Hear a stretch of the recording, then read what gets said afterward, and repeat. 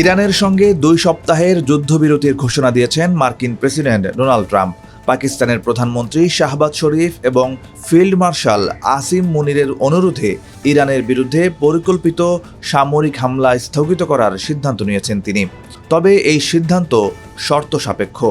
8 April সামাজিক যোগাযোগ মাধ্যমে এক পোস্টে ট্রাম্প লিখেন, ইরানকে হরমুজ প্রণালী সম্পূর্ণ, তাৎক্ষণিক এবং নিরাপদভাবে খুলে দিতে হবে।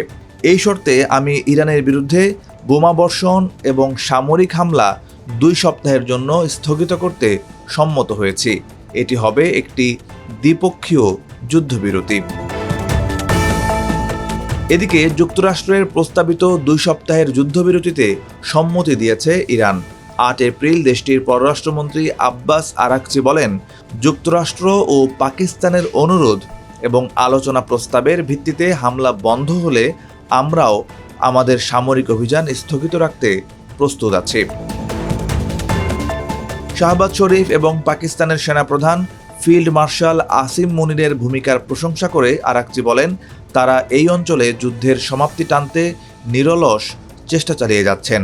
আগামী 11 এপ্রিল থেকে ইসলামাবাদে ইরান ও যুক্তরাষ্ট্রের মধ্যে আলোচনা শুরু হওয়ার কথা রয়েছে। এর আগে 7 এপ্রিল সামাজিক যোগাযোগ মাধ্যম এক্সে দেওয়া এক পোস্টে শাহবাজ শরীফ ট্রাম্পকে অনুরোধ জানিয়েছিলেন ইরানের সঙ্গে চুক্তির সময়সীমা আরও 2 সপ্তাহ বাড়াতে।